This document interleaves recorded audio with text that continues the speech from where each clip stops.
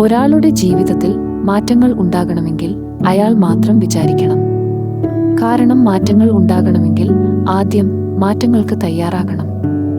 സ്ഥിരമായി ജീവിക്കുന്ന സ്ഥലം, വീട്ടിൽ ശീലിച്ചു വരുന്ന കാര്യങ്ങൾ എന്നിവയൊക്കെ മാറുന്നത് നമുക്ക് വിഷമം ഉണ്ടാക്കുന്ന കാര്യങ്ങളാണ്. എന്നാൽ നമ്മൾ മനസ്സിലാക്കേണ്ട ഒരു കാര്യം, മാറ്റങ്ങൾ നല്ലതിനു വേണ്ടിയാണെങ്കിൽ അതിന് നാം തയ്യാറാവണം എന്നതാണ്. ലോകത്തിൽ ഒന്നും സ്ഥായിയല്ല. എല്ലാം എപ്പോഴും മാറ്റങ്ങൾക്ക് വിധേയമാണ്. മനുഷ്യ ജീവിതത്തിൽ മാറ്റങ്ങൾ ഉണ്ടാകണമെങ്കിൽ 4 മേഖലകളിൽ മാറ്റം ഉണ്ടാകണം. അവ ശാരീരികം, മാനസികം, വൈകാരികം, സാമൂഹികം എന്നിവയാണ്. ഈ മേഖലകളിൽ മാറ്റമുണ്ടായാൽ ഒരാൾക്ക് ജീവിതത്തെ തന്നെ മാറ്റിമറിക്കാൻ സാധിക്കും. ഇനി ജീവിത വിജയം ആഗ്രഹിക്കുന്ന ഒരാൾ ഈ ഓരോ മേഖലയിലും വരുത്തേണ്ട മാറ്റങ്ങൾ എന്തൊക്കെയാണെന്ന് നോക്കാം.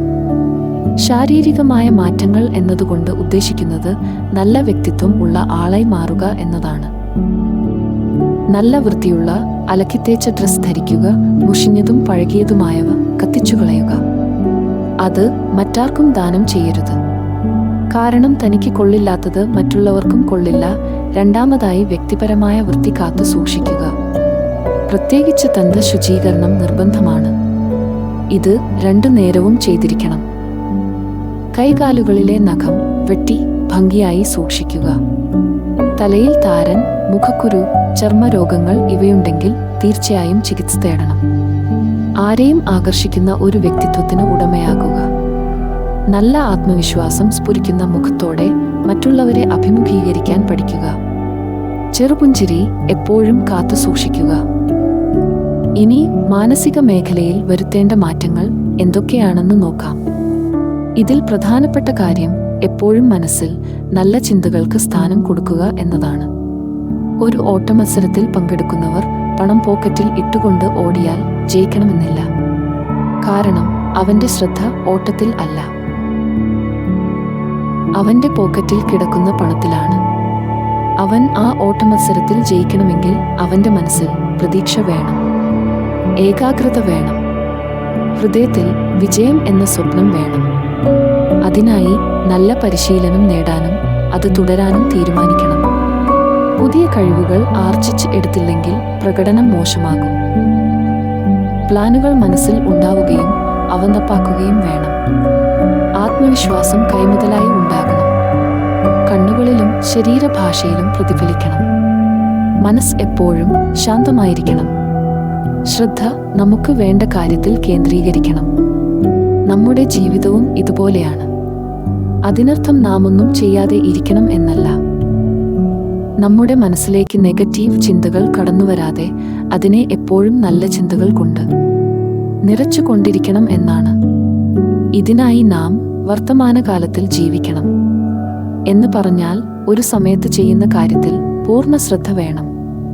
കഴിഞ്ഞ കാര്യങ്ങൾ ഓർത്ത് ദുഃഖിക്കരുത്. ഭാവിയിലേക്ക് വേണ്ടി നന്നായി പ്ലാനുകൾ തയ്യാറാക്കുകയും വേണം. എന്തും ചെയ്യാൻ സാധിക്കും എന്ന മനോഭാവം കാത്തു സൂക്ഷിക്കുക. നല്ല ലക്ഷ്യങ്ങൾ നമുക്ക് ഉണ്ടായിരിക്കണം. പുതിയ പുതിയ ആശയങ്ങൾ സ്വീകരിക്കണം. ജീവിതത്തിൽ നേടാനുള്ള തീവ്രമായ അഭിലാഷം, അഭിനിവേശം, ഊർജം ഇവ കാത്തു സൂക്ഷിക്കണം. ഇവയെക്കുറിച്ച് നമുക്ക് ഒരു കാഴ്ചപ്പാട് ഉണ്ടായിരിക്കണം. അവ നമ്മോട് താല്പര്യമുള്ളവരോട് ഷെയർ ചെയ്യാനും മടിക്കരുത്. കാരണം പലരുടെ അഭിപ്രായങ്ങൾ സ്വീകരിക്കുമ്പോൾ നല്ലത് നമുക്ക് സ്വീകരിക്കാൻ സാധിക്കും. അടുത്തതായി വൈകാരിക മേഖലയിൽ വരുത്തേണ്ട മാറ്റങ്ങൾ എന്തെല്ലാം ആണെന്ന് നോക്കാം. ഒരാളുടെ കഴിവ്, മനോഭാവം, ആവേശം ഇവ 3മാണ് അയാളുടെ വിജയം നിർണ്ണയിക്കുന്നത്. എത്ര കഴിവുണ്ടെങ്കിലും അലസതയുള്ളവർ വിജയിക്കില്ല. വിജയിക്കണമെന്നുള്ള മനോഭാവവും അതിനാവശ്യമായ കാര്യങ്ങളിൽ ആവേശവും ഉണ്ടെങ്കിൽ മാത്രമേ വിജയിക്കാൻ സാധിക്കുകയുള്ളൂ. വെല്ലുവിളികൾ ഏറ്റെടുക്കാനുള്ള ധൈര്യമുണ്ടാവണം. അതുപോലെ ഇടയ്ക്കിടയ്ക്ക് ഉണ്ടാകുന്ന പരാജയങ്ങളെ നേരിടാനുള്ള ധൈര്യവും ഉണ്ടാകണം. എപ്പോഴും വിജയം മാത്രമായാൽ അതും അപകടമാണ്. അതുപോലെ പെട്ടെന്ന് ലഭിക്കുന്ന വിജയങ്ങളെ കൈകാര്യം ചെയ്യാനും പഠിക്കണം. ഒരിക്കലും അതിൽ മതിമറന്ന് അഹങ്കരിക്കുകയോ അമിതമായി സന്തോഷിക്കുകയോ ചെയ്യരുത്. തോൽവിയിൽ അമിതമായ നിരാശയും പാടില്ല. തോൽവി ഉണ്ടാകുമ്പോൾ മറ്റുള്ളവരോട് പ്രതികാര മനോഭാവം ഉണ്ടാവരുത്.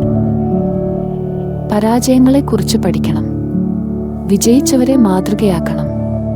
കാരണം വിജയം നിലനിർത്തുന്നത് അത് നേടുന്നത് പോലെ തന്നെ ബുദ്ധിമുട്ടുള്ള കാര്യമാണ്.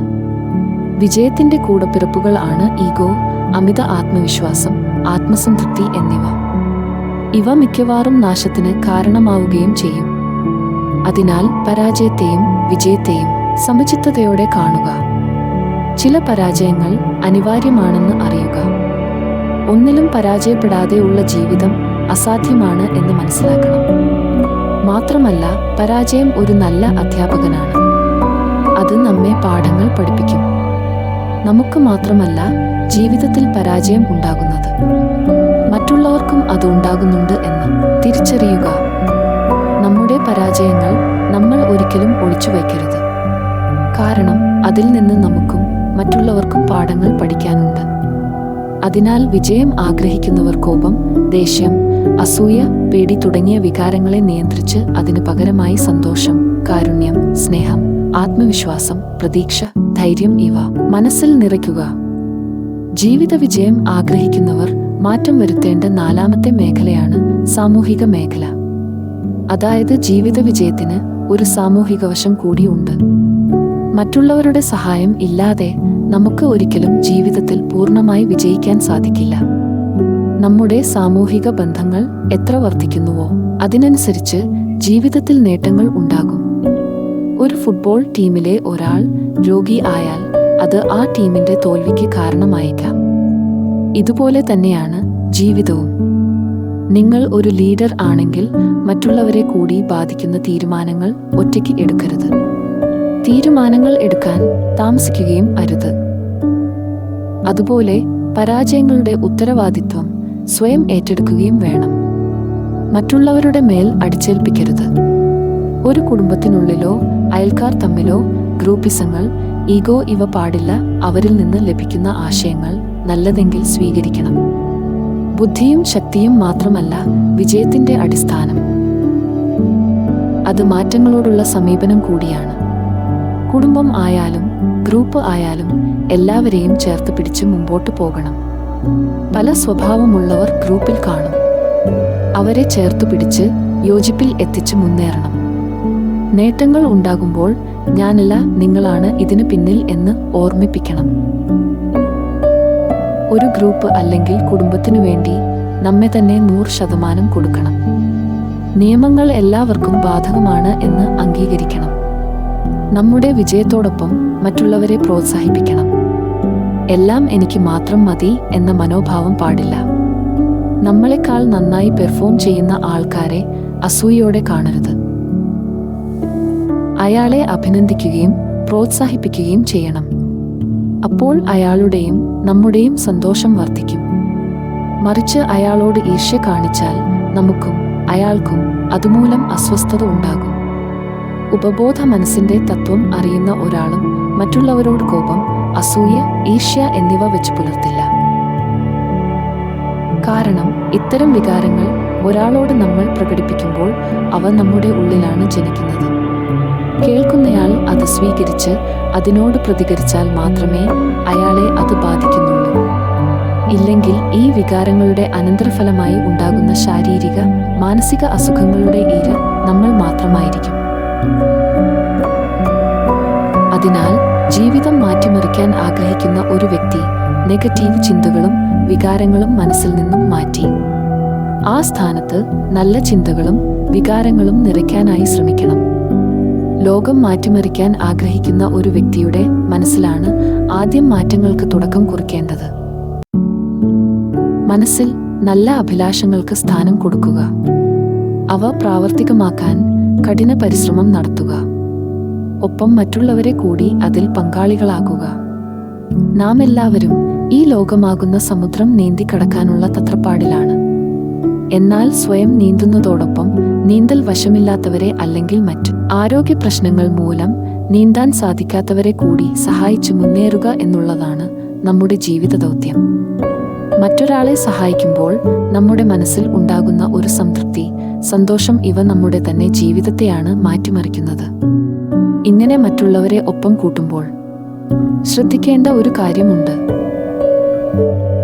നമ്മുടെ ജീവിത തോണി തുഴയേണ്ടത് നാം തന്നെയാണ്.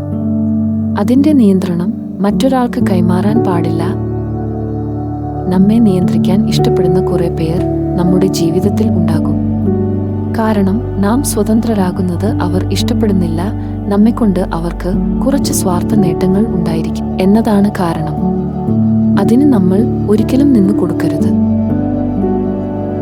അങ്ങനെ സംഭവിച്ചാൽ എന്തെങ്കിലും സ്വതന്ത്രമായി ചെയ്യാൻ തുടങ്ങുമ്പോൾ അവരെക്കുറിച്ചുള്ള ഭയം നമ്മെ വിഴുങ്ങും. അതുകൊണ്ട് നോ പറയേണ്ടിടത്ത് നോ പറയാൻ ശീലിക്കുക എന്നത് വളരെ പ്രധാനപ്പെട്ട കാര്യമാണ്. ഇത് നമ്മൾ ശീലിച്ചാൽ തീർച്ചയായും അനാവശ്യ സമ്മർദ്ദങ്ങളിൽ നിന്ന് ഒഴിവാക്കാൻ സാധിക്കും. നമ്മുടെ മനസ്സിന്റെ ആഗ്രഹങ്ങൾ പിന്തുടർന്ന് ജീവിതത്തിൽ നാം ആഗ്രഹിക്കുന്ന നേട്ടങ്ങൾ ഉണ്ടാക്കണമെങ്കിൽ മുകളിൽ പറഞ്ഞ കാര്യങ്ങൾ ശ്രദ്ധിക്കുക. എല്ലാവരുടെയും ജീവിതത്തിൽ വിജയങ്ങൾ ഉണ്ടാകട്ടെ. നന്ദി, നമസ്കാരം.